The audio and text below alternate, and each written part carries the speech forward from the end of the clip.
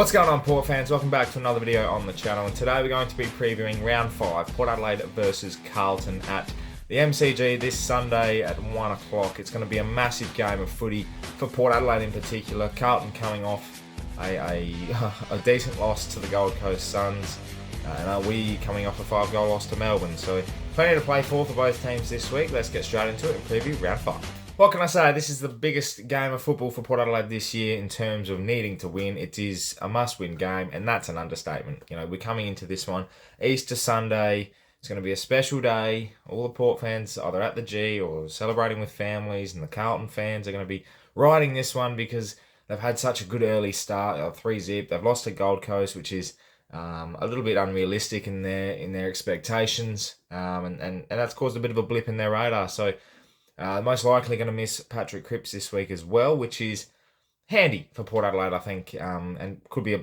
a big blessing for us with some key ins coming. I'm hoping. So it's all to play out for.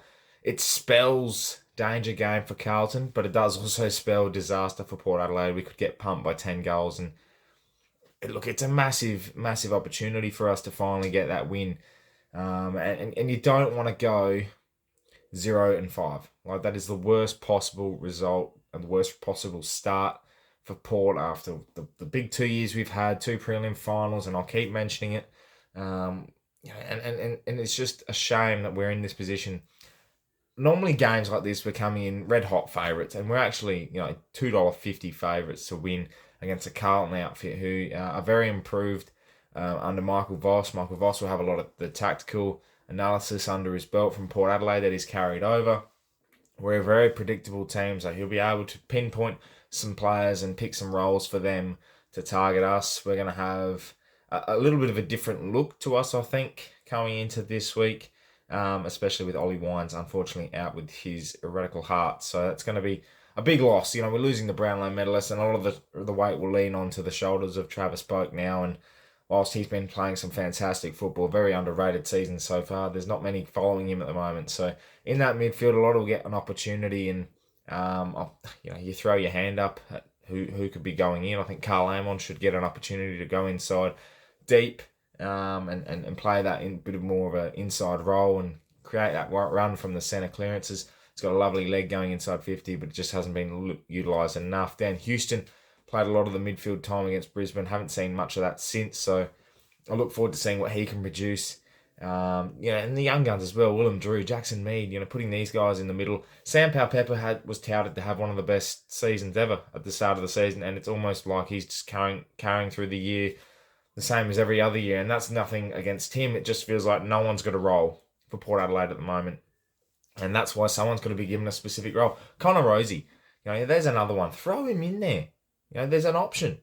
There's a chance for us to try something and throw him in there. Throw him in the middle for a majority of the game and see how he produces, because he's in no man's land at the moment, Connor. And I really feel that is hurting his career, and that's hurting his proposition to become something mega. And we don't want that. We don't want our talent stagnating. Dersman's out at the moment with an injury, neck injury, but also didn't have the greatest form. Zach Butters hasn't really done what we expected either, and he's got little blips in his radar. The free kick at halftime last week. He's been given a rev up. So there's plenty of opportunities for people to go inside that middle and really be given a role.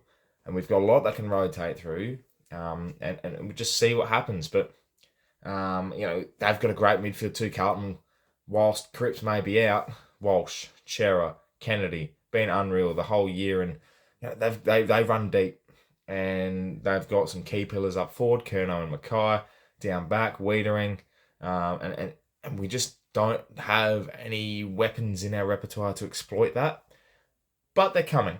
And if we get these blokes in, Aliir, Robbie Gray, Finlayson kicked 6 goals last week against, I think it was South Adelaide, and he should be given another opportunity. Tools inside 50.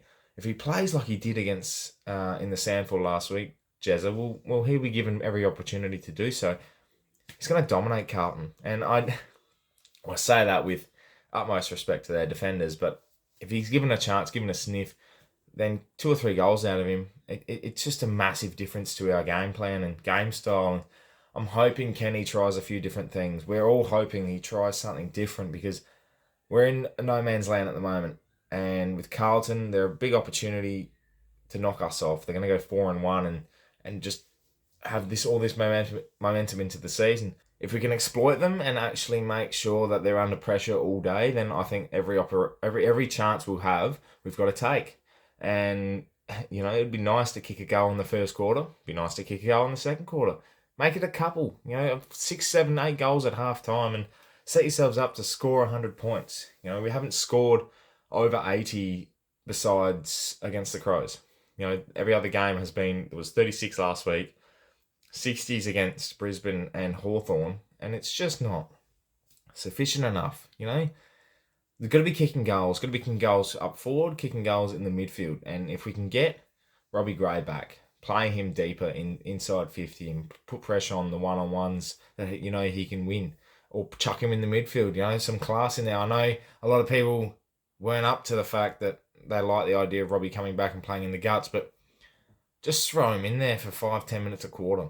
Just give him a run. I know the two-way running is not going to be as good as, say, a Mead or Butters, Rosie, but 5-10 minutes of his class in the middle with Boak, it just makes a little bit of a difference. And if he's kicking a couple of goals, then we're okay. Then we're settling nicely. So it's all to play for at selection. Unfortunately, we're going to be missing Lockie Jones, Martin Frederick, who have an opportunity to sit at home due to HS protocols. So there's another opportunity for someone else to come in. I'm looking at Hayes for Lysette because Lysette may not be 100% fit. I'm looking at Finlayson. I'm looking at Alir, and I'm looking at Robbie Gray. So there's 4 changes just there. Wines won't be playing, Lockie Jones out.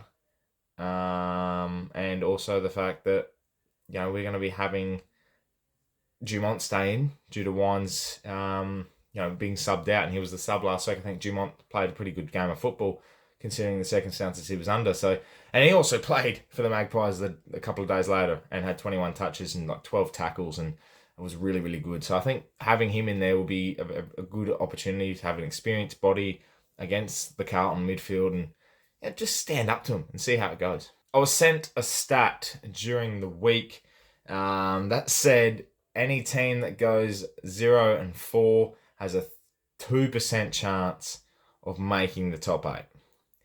And there's only 3 teams that have done it over the last 60 odd years, I think.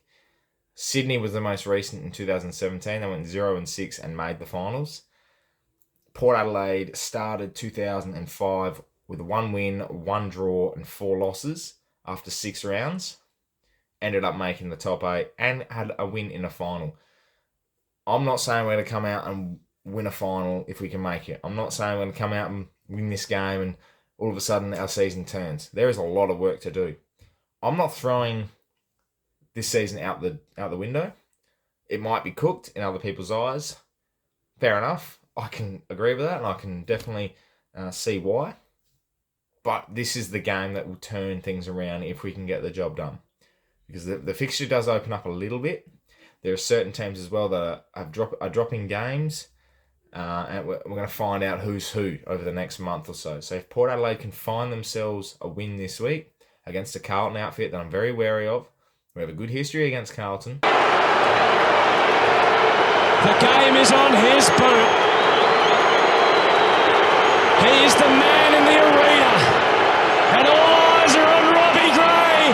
And when everyone else missed, when the moment came, he seized it like no one else. Robbie Gray! Then every opportunity is ours to try and make the most of what's been a very difficult season so far. Right, Port fans, let me know in the comments below your thoughts about round 5. It's going to be a massive game, Easter Sunday at 1 o'clock. Huge opportunity for the boys, so give us your tip and your thoughts for this week. I look forward to seeing what people have to say, and let's just be a bit optimistic this week, I reckon, because it's the festive part of the year, so anything can happen. But thank you so much for watching. Subscribe to the channel if you're new for plenty more Port Adelaide and AFL content coming your way for the rest of the season. My name is Anthony, and as always, come with pair.